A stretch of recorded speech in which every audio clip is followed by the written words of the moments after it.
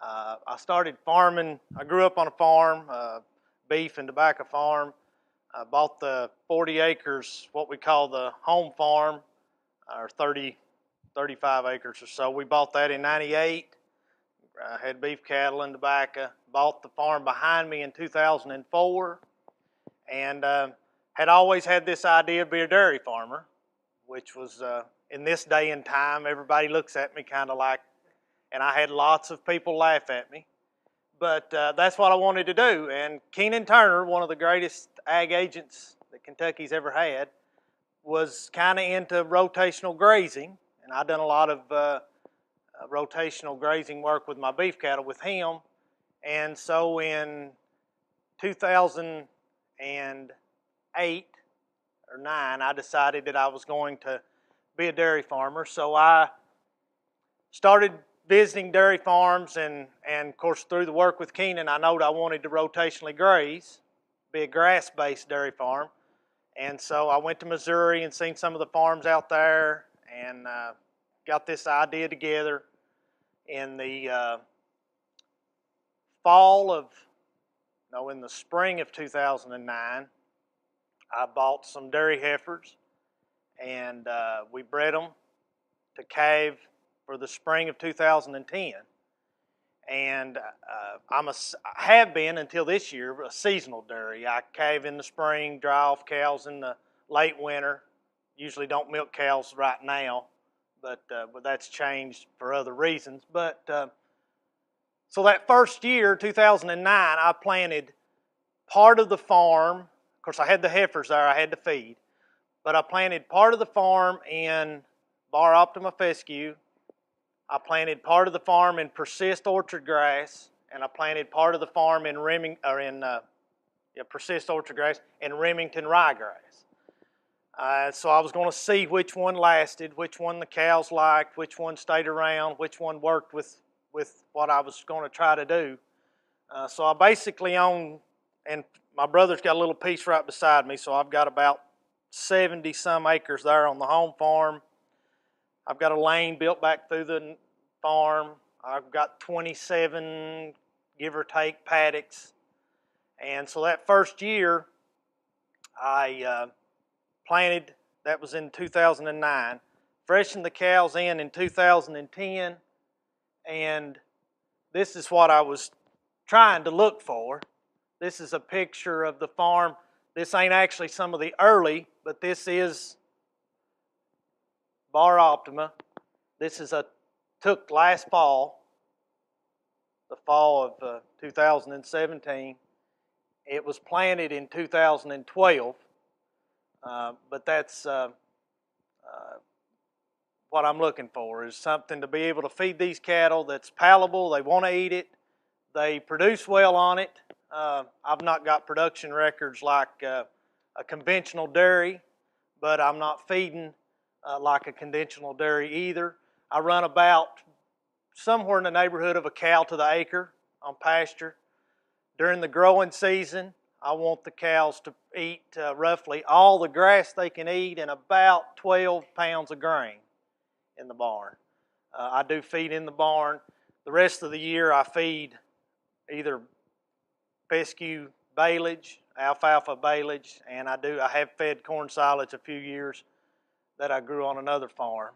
But Tommy mentioned some of the things they wanted me to talk about today, and I put a few slides together. Sowing, I'm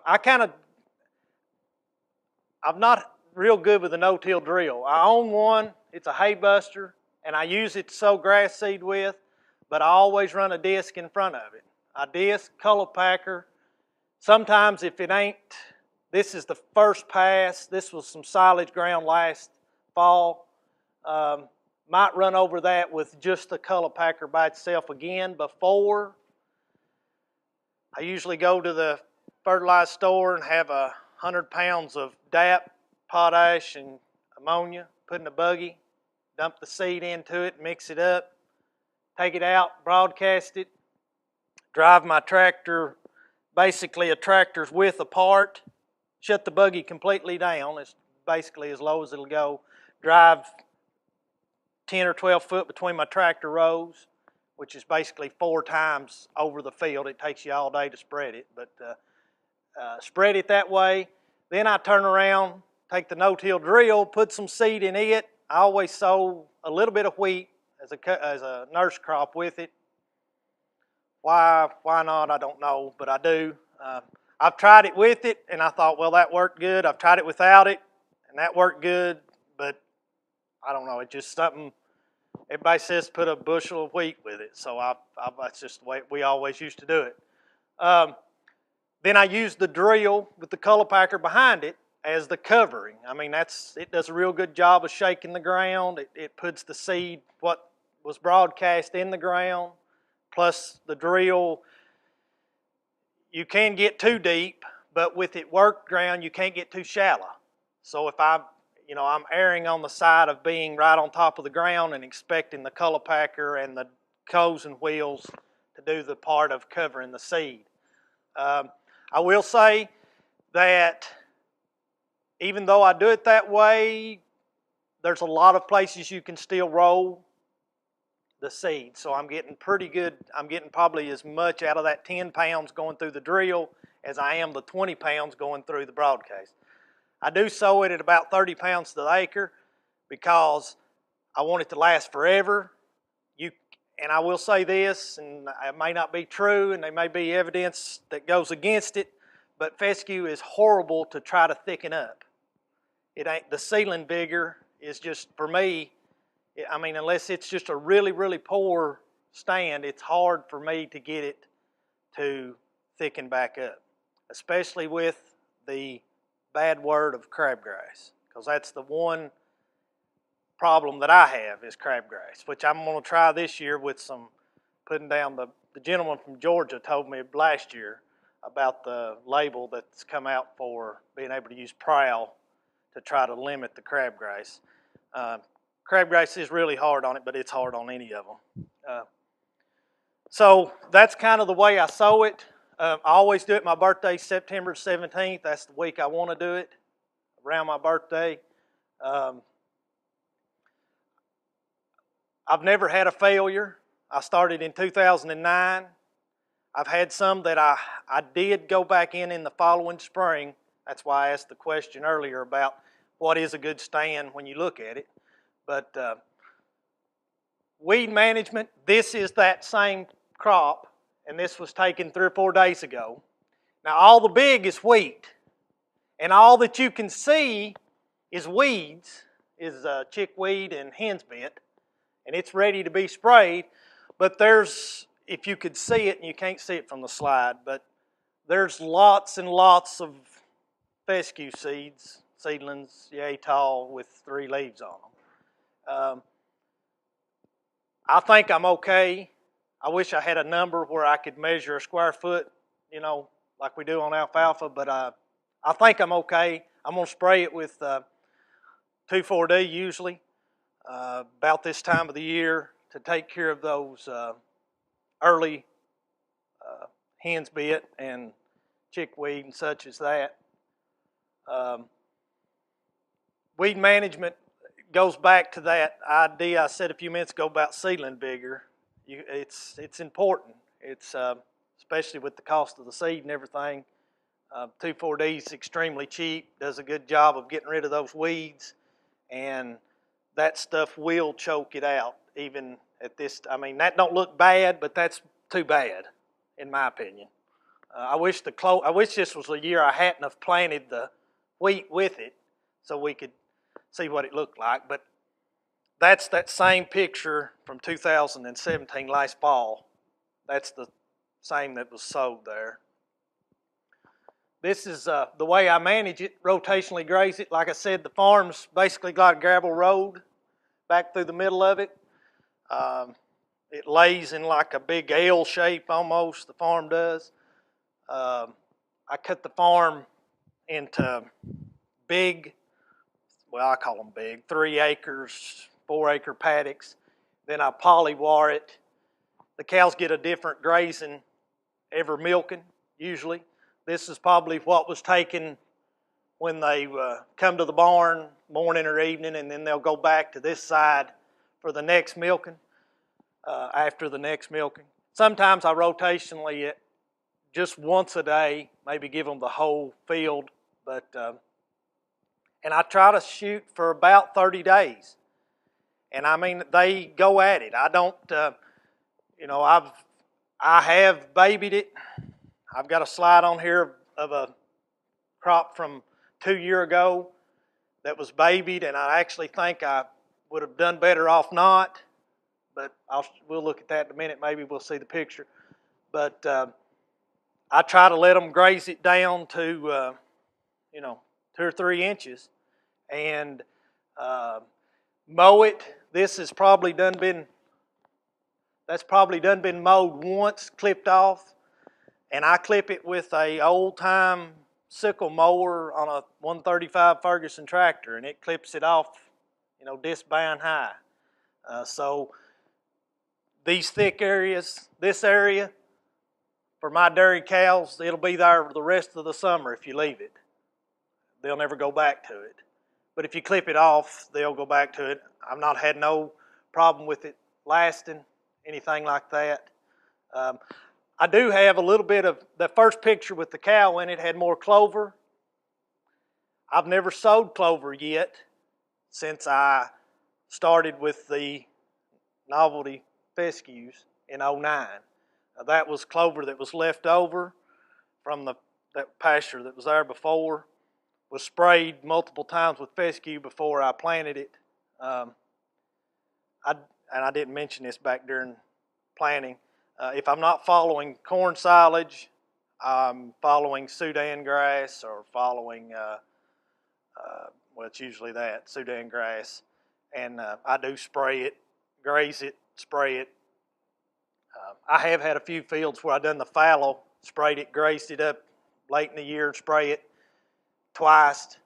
I had some Bermuda grass, which everybody says is horrible to get rid of in Kentucky, and it really is. And I was determined to see if the label was right, so I sprayed it with the label, which is, I think, 4 quarts of, or 4, I guess it's quarts, of Roundup 3 or 4 times a year. I did that, and I do have the same field the cow was grazing in at the beginning, and there's no Bermuda grass left. So it can be done. Now, that's been 4 or 5 years now. I may have it, it may be just sitting there waiting to come, but anyway, you can do that. And this stuff is pretty, I mean, it's pretty competitive once it gets past that first year crabgrass threat. You've got it, I think. All fall seedings, everything, like I said, that week of my birthday, the middle of September. I have sowed it a little earlier, have sowed it a little later, but I like the week of my birthday. I do grow it on another farm down the road. I've got 25 acres on another farm we have down to put up in hay. This stand was planted in, it is also Bar Optima. It was planted sometime, say, 2012, 13, something like that, maybe 14. After the first cutting was phenomenal. It was unbelievable. The grass kind of took a little bit of a lull and got hit by dollar spot or target spot or one of them brown spot funguses and I thought, oh no, and it just looked sick, and I thought, well, I'll put a little fertilizer on that and that'll help that. So I went down and put me 50 or 60 units of nitrogen down.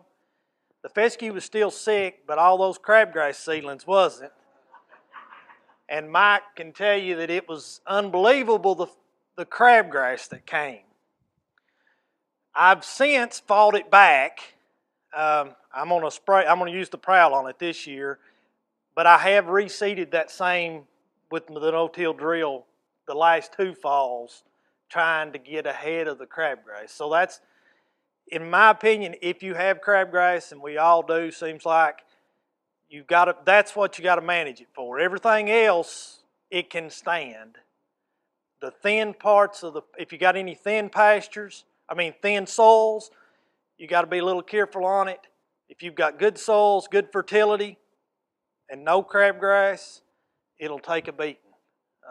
Or mine does. I mean, these cows, you know, also through the wintertime, I rotational the pastures just like I am in the summer.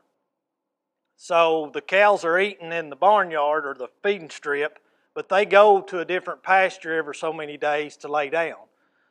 They get a lot of hoof action.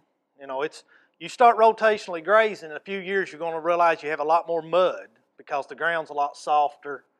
It's a lot, you don't have the hard, I believe the rotationally grazing softens up the ground, so, but it holds up to that well also. It makes really good hay. I actually will tell you, I don't think that it keeps out in a hay ring in the weather as well as regular fescue does. It's a little bit more softer, I think.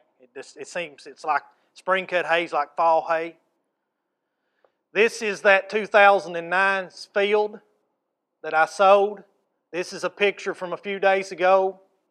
It's done been grazed across once. You can still see the cow piles where the rain has washed them and turned them brown. You can't, I mean, I guess it kind of says what it says there, that picture. That's that's the same field that was sowed in the fall of 2009. There's a field that was sowed in 2011 that's close to it. You see some weeds left over from last year that never got knocked down, but real good persistence on that. That's a dark picture from 2012, and this field was one of the fields that I fought crabgrass in. Actually, I've redone it. This is the second time it was sowed because the first time I let the crabgrass take a big part of it. This is the field that was sowed in 2015.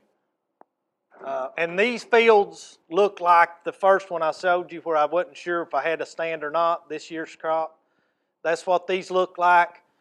So I'm thinking that I'm okay on stand.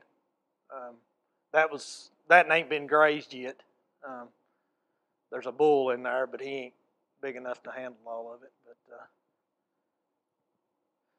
this is that 2016. Oh, I ain't got the right picture. Okay, this is the 2016 one, and this was taken last summer. So this was its first year being grazed, and so I put 70 units of nitrogen on it in March. I sprayed it for your spring weeds, 2,4-D it. And then I kind of took it easy on it. And I've grazed it 3 or 4 times during the summer, but I never let them graze it hard. So that's pretty, it's about yay deep still. And this winter it has turned brown. Of course, the winter browned it. And it sure don't look that thick. And I've got all this brown thatch. So I'm going to run a chain hauler through it to try to tear up some of that thatch and see if I can get it to, I'm sure it's going to look like that again, but I was a little concerned about it. So, yeah, I don't abuse it, but I think you need to use it. This stuff kind of, if you don't keep it grazed down and keep it managed, it can do itself. I almost think it's wanting to smother itself out a little bit, the way it looks at the house, but it may not be, but that's just kind of the way it looks to me. And that's a picture of the one I sowed this past fall. The cows love it. I had to get a picture of some horse nettle and to be able to be right. Actually, I got the wrong picture. I should have put this in at the front. But anyway, that's the same. That's the 9-year-old stand. Looking a different direction than the picture a while ago. And that was taken either in the fall of 16 or the fall of 17. I'm not sure. But I'm tickled. I got no complaints. It's worked well. It's there. Um, I've growed every annual you can grow. I was talking about from the Noble, I bought some Red River crabgrass before and sowed it.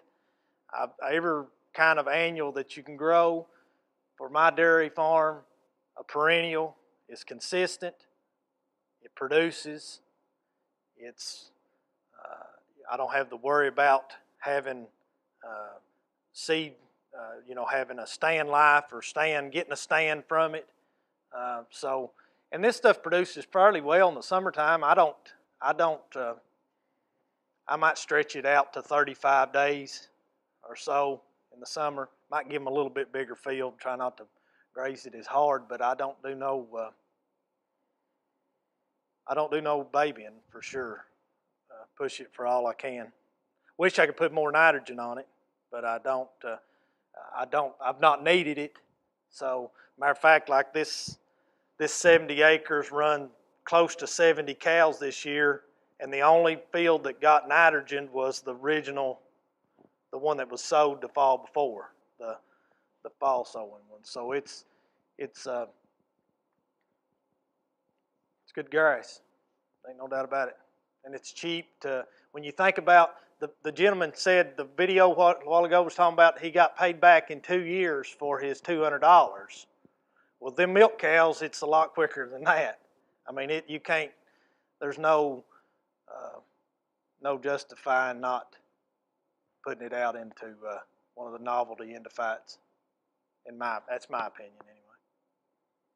Anybody got any questions? I believe that's the last slide. Yeah. So was your crabgrass problem, was that the Red River you No, the field that it was in was not.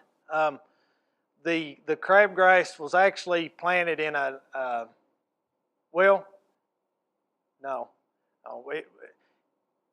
the native was just as bad. I do have a little problem in the 1 5-acre field that used to be in that Red River crabgrass, but no more than what was native or what was already there.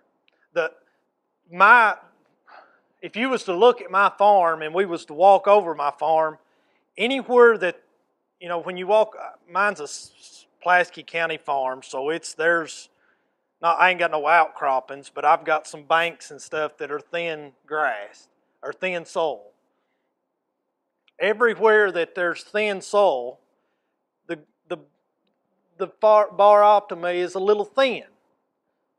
But if you really get to looking, it ain't necessarily that it's thin, it's that the crabgrass is really thick in those spots. So it ain't got a chance to compete with it. So I don't think the thin soil is my problem. I think that the competition in those thin soiled areas is my problem. Now this is probably 100 and I guess the neighbor across the road grows 160 bushel corn or something. So I mean this ain't like where we were at today or nothing. No kind of soil like that. But it's fairly good soil. But and really the overgrazing it, I mean, I don't try to abuse it, like I said a few minutes ago. And of course, by rotationally grazing it, you have to be pretty hard to as long as you don't go back, a week later, that's when you really cause problems with rotational grazing and overgrazing. That first grazing, they really won't take enough, I don't think, to really hurt it. Or I've not had no experience doing that. And I hope the prowl, I don't know how many, Tommy, I asked him about it. I don't know if any of you had any experience with using the prowl on controlling crabgrass, but I hope it works. I'm going to try some of it this year because it's terrible. To cut a field of hay like I cut that year of that stuff, and I was just like, it was twice as much as I'd ever produced off the field, and it was premium quality, and then the crabgrass took it. I was just sick. So